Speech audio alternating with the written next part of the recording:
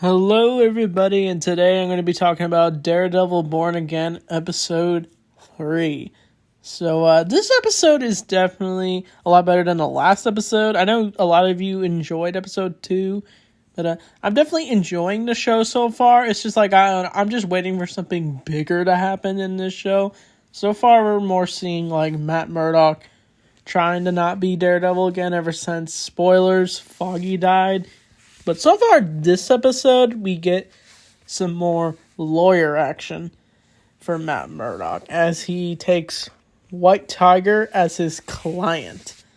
So this episode had a lot of things happening. Various crimes are happening, and the Kingpin is still trying to run for mayor and trying to get along with Vanessa.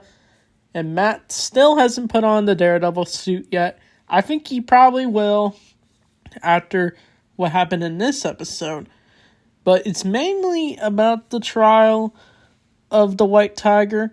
Like, he is like accused of killing the people at the subway from the last episode, and Matt is defending him, saying all the good he's done, and he gathers various people to basically defend him and say he's a good person, and if it wasn't for him, they don't know where they would be.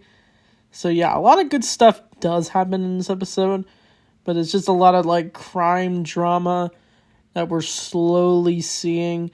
But it's very unfortunate that the actor who played the White Tiger in this passed away of cancer. I know I probably talked about it the last review, but yeah, it's just sad. It feels like kind of a curse if you really think about it. Like, these cat-themed characters pass away. Like, unfortunately, Chadwick Boseman passed away, and that was super heartbreaking. Now him, since he played the White Tiger. But what really worked about this episode was probably Matt's compassion for the White Tiger. Like, he ends up almost revealing that he's the White Tiger by asking him if he is in front of the whole court, and it like shocks a bunch of people. But throughout the whole episode, it's mainly just that.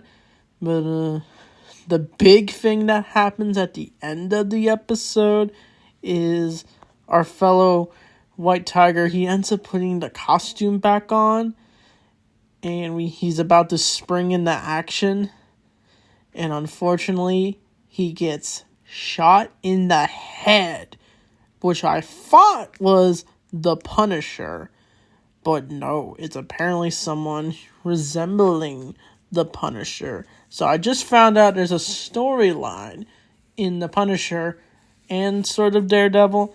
Apparently, there were people impersonating the Punisher, and it like pissed him off. And so I think we're probably going to see the Punisher the next episode. That's my speculation. Since these episodes are coming out weekly. I don't know if they're going to be releasing it 2 episodes a week or just 1. But yeah. This episode was definitely, like I said, a step up. And I was not expecting the White Tiger to just be killed off like that. And some people are maybe thinking it's not actually him in the costume, but I'm pretty sure it is. But I don't know what they're going to do. It's probably going to be a storyline where Matt and the Punisher both team up.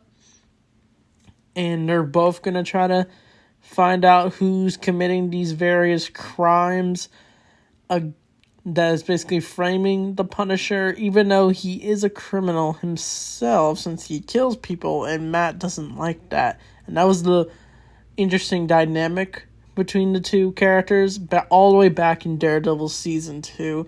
But the other thing that did work for me in this episode, I liked how Matt at least acknowledged Foggy, since that was his friend.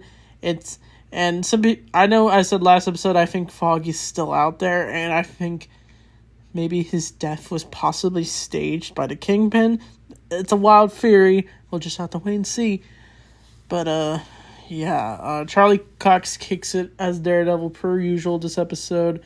So I probably give this episode probably an 8 out of 10 for sure. So the next few episodes, I don't know. Maybe I'll do like 2 episodes a week. And then I'll definitely talk about my experience meeting Charlie Cox at Comic-Con. I know I keep saying it over and over again, but I truly am excited. I'll maybe do a vlog about it. But the other thing I forgot to mention in the last review is, like, I also did like the mention of the other vigilantes when the Kingpin's on the news. Like, he basically talks about how he's tired of Daredevil, the Punisher, the White Tiger, and he mentions Spider-Man. So I don't think Spider-Man's going to show up in this show. But I know Charlie Cox probably does want a Spider-Man crossover, since he sort of did in No Way Home. But we'll just have to wait and see for the future of Marvel. But I definitely want to see Spider-Man and Daredevil team up. And they did in the Friendly Neighborhood Spider-Man, but that's an animated show, completely different from the main MCU timeline. But that's a whole different topic. But yeah, I can't wait to talk about the next few episodes for sure. So, that being said, thanks for watching, and I'll see you all next time.